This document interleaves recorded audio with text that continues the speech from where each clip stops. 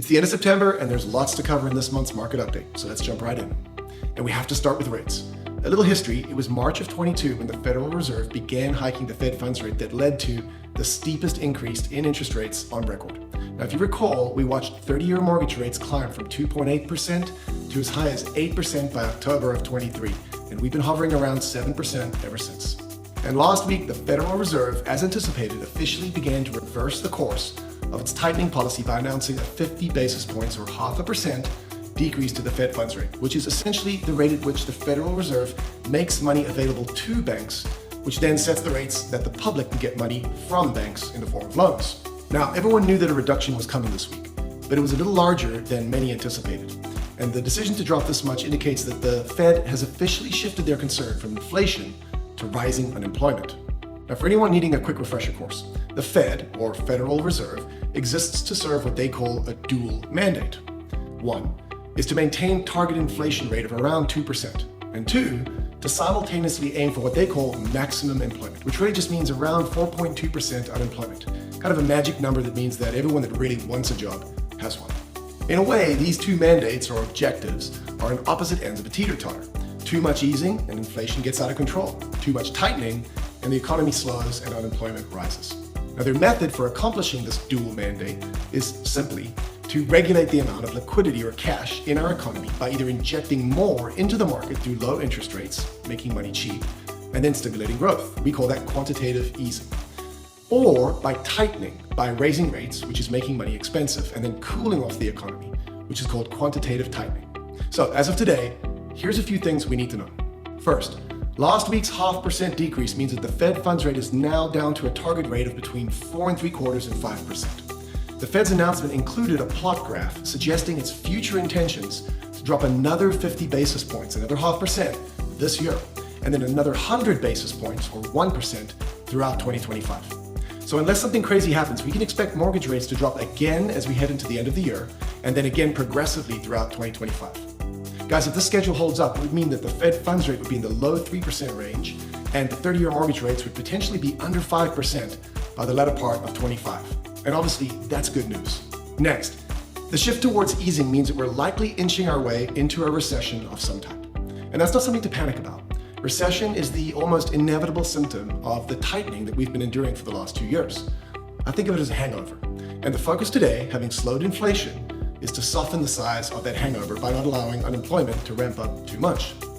Clear as mud? Well, here's a few small things to know that matter. 1, rates are officially headed down. Not to what they were 3 or 4 years ago, but certainly lower. Number 2, rates going down will drive up buyer demand, both by increasing affordability through lower mortgage payments and by freeing up sellers who want to buy but have been rate locked in their current houses. Moving forward, sellers will still have to deal with giving up their incredibly low sub 3% rates, but at least their next mortgage will be somewhere in the 5s and not in the 7s, much more palatable. Number 3, the bad news is good news thesis is really playing out here. And the fear of recession coming around the corner is actually our friend. The economy cooling means policy in favor of growth, and that helps us help our clients buy and sell. And number 4, it's important to remember that changes to the Fed funds rate doesn't always translate directly into corresponding changes in the 30-year rate, which is really the number that matters to us. We actually saw 30-year mortgage rates tick up slightly since the announcement a week ago. And that's just because unlike the Fed funds rate, which is set and determined by policy, the 30-year mortgage rate is a marketplace, and markets always operate ahead of policy. They anticipate future changes and they price them in. So when the Fed announcement happened last week, the market had already priced in a drop, and the resulting increase in demand for treasuries actually temporarily drove up the 30-year. Remember, the Fed funds rate, determined by policy, drives the 10-year treasuries, which then ultimately determines our 30-year loan rates. Okay, 3 more quick topics about the market worth discussing. Inventory and supply. Inventory, locally and nationally, is, for now, continuing to climb.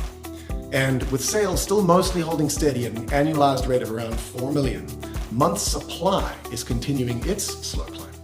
Essentially, supply is nearing what we would classify as a more normalized or balanced market. Now, for us, normal means somewhere around 5 to 6 months supply of properties on the market. And supply is just the number of months that it would take to sell the existing inventory at the current rate of sale, assuming no new listings came on the market. Supply nationally has been below 2 months for quite a while now, And in many price points locally, we saw supply well below 1 month, signs of an incredibly strong seller's market. And obviously, that's in part what drove prices up. But today, we're approaching 4.2 months supply. Still a seller's market, but much closer to a balanced market. Again, a good thing.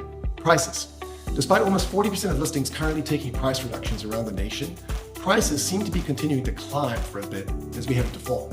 And I imagine that's just related to the renewed buyer energy from these rate declines. But just like every fall season, this will turn, and prices will head south into the winter.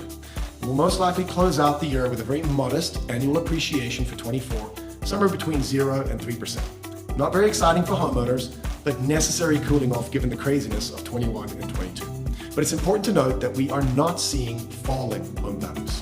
What I am interested in here is what we might be anticipating as we head into next year. Clearly there's more inventory to sell, and clearly the economy and jobs are cooling. So there's an argument to be made that prices will stay tame for quite a while. But I can also imagine a scenario where all this pent-up demand, coupled with dropping rates, results in a strong spring market, creating a floor on prices, and in certain price points that would drive prices back upward. Time will tell. And finally, government incentives.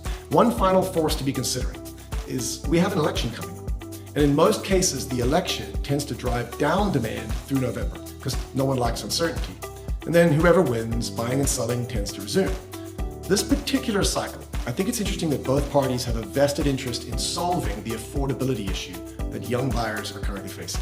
And I'm betting there's going to be a lot of hollow promises in this arena, but I also imagine that we likely see some form of government assistance for first-time home buyers in the form of tax credits or down payment assistance programs sometime in 25 or 26. And I can see this helping buyers enter the market, but it could also have an adverse effect and drive prices back up. My hope is that rather we can find ways to fix the supply side problem through construction incentives, because that's where the real issue lies. I think the space is somewhere we need to watch, and it's going to impact our future markets. Guys, if you heard nothing else in this video, here's a takeaway for you. It's been 2.5 years of headwinds. And although there's going to be more challenges ahead, some of the forces that have been holding back sales are beginning to recede. There's a lot of reasons to be optimistic about next year.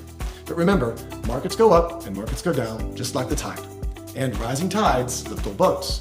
The real opportunity is not in waiting for the tide, but in swimming with the current. So, as always, double down on what matters. Put relationships first, always provide value before expecting anything from anyone, and be a trusted advisor to your clients. The rest will take care of itself. You got this.